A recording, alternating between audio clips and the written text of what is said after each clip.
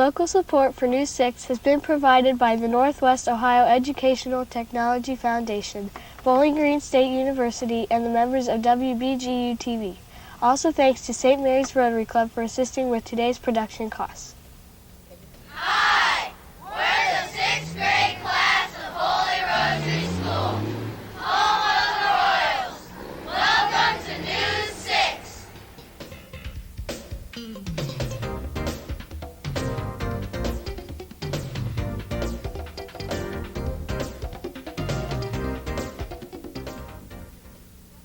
Hi, I'm Kurt Bear from Holy Rosary School.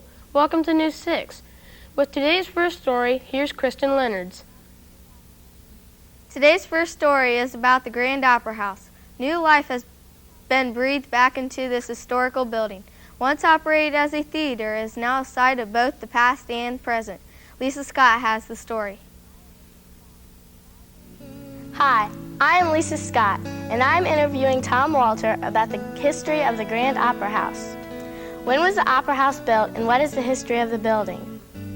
Well, the Opera House was actually built in two different sections at two different times. The front section was built around the 1850s, around the canal era in St. Mary's. And the back section of the building here, the auditorium, was built in 1899. What type of renovations have been made? Mostly structural renovations to the roof system to keep the water out. That was the first thing we had to do, because any renovation you do, if your ceilings leak, it ruins what you've already done. We repainted all of the walls, redid the ceiling, and basically just fix up what was already there. What kind of carvings and art decorate the building? We have 3 carvings here in the building. The one behind us depicts a canal scene, because St. Mary's was an important stop on the Miami-Erie Canal. The one on the other side of the auditorium depicts a fort, because St. Mary's was a fort for General Wayne. And the third carving is having to do with the movie industry, the movie business. What is the Opera House used for, and what goes on here? When we're not running a live performance, we're running movies here. We found that the live performance, the live shows are something a little bit different, and it's something that the building was originally built for. Thanks for the interview, Tom. We really enjoyed it. Now back to the studio.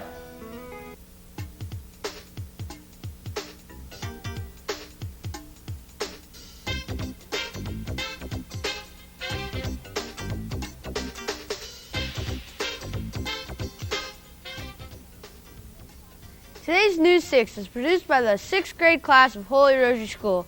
Holy Rosary is in the town of St. Mary's, which is about 10 miles west of Wapakoneta. It was founded in 1823 and has a population of about 10,000 people.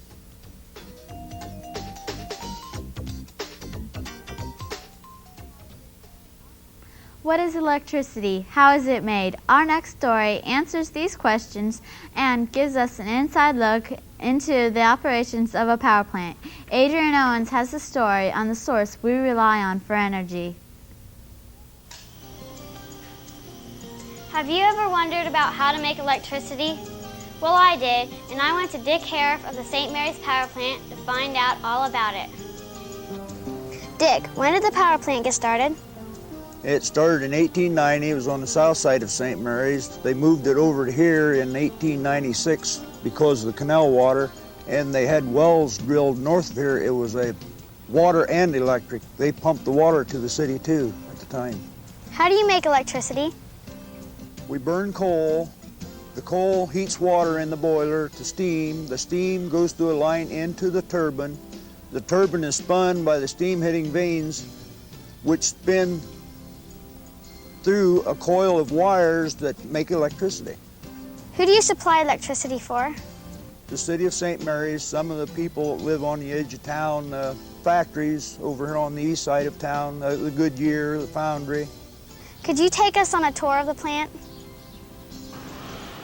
This is the boiler. We've got 2 burners in it. It uses pulverized coal. It burns in the air. It turns all the water to steam, which goes through a header line over into the turbine over here, which turns the turbine to make electricity. This part here is pushed by steam on vanes on the other end that spins it inside these wires which run down through here. They're energized to make a huge magnet around it, and this spinning in here makes electricity to go out on the wires to the transformers.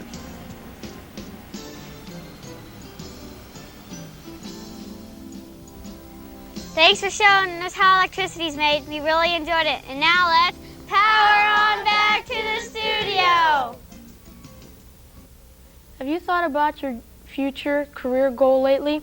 This week's Kids View question asked the 6th graders, what do you want to be when you grow up and why? Here's what we found out. Hi, I'm Ryan Dine. Today's Kids View question is, what do you want to be when you grow up and why? When I grow up, I want to be a teacher because I enjoy being with kids.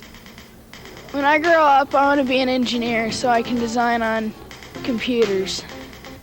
When I grow up, I want to be a professional basketball player because I like basketball and I like Michael Jordan. Our final story today shows us how to enjoy the surroundings of nature. Grand Lake St. Mary's is a park that has much to offer visitors who enjoy the call of the wild, such as camping, boating, swimming, and fishing. Amy Post has more details on the great outdoors. Hi, my name is Amy Post. I am here with Glenn Cobb at Grand Lake St. Mary's. When and why was the lake made? Well, the lake was constructed from 1837 to 1845. And the purpose of the lake was not for recreation as it is today, but it was to supply water to a canal system which ran from Lake Erie down to the Ohio River. And the purpose of the lake was to keep the water depth deep enough in the canal so the canal boats could run from north to south. At the time of construction, or at the time of completion of construction, Grand Lake St. Mary's was the largest inland lake in the world, and that stood true until Hoover Reservoir was constructed out west. What type of things can people find here? Well, they can find a lot of water. As I mentioned before, Grand Lake St. Mary's is the largest inland lake in Ohio. There are a number of recreational opportunities. Going on right at the present time is a fishing tournament, and people from all around New England and around the Midwest are here. As part of our operation here at Grand Lake St. Mary's, we have a dredge operation. It's one of 5 in the state park system that has a full-time dredge operation associated with it. Thank you for showing us Grand Lake St. Mary's. Now let's go fishing! That's all for this week's show. Thanks for watching. Be sure to tune in next week when the 6th grade class of Bellevue City Elementary visits News 6.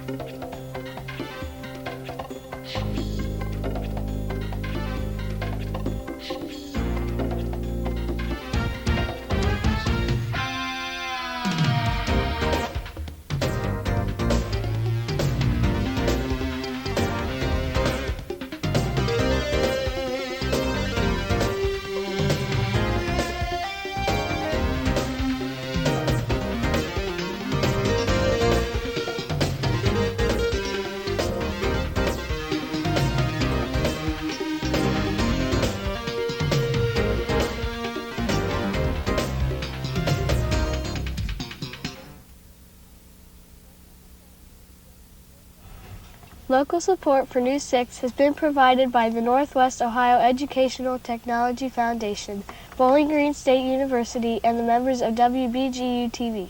Also thanks to St. Mary's Rotary Club for assisting with today's production costs.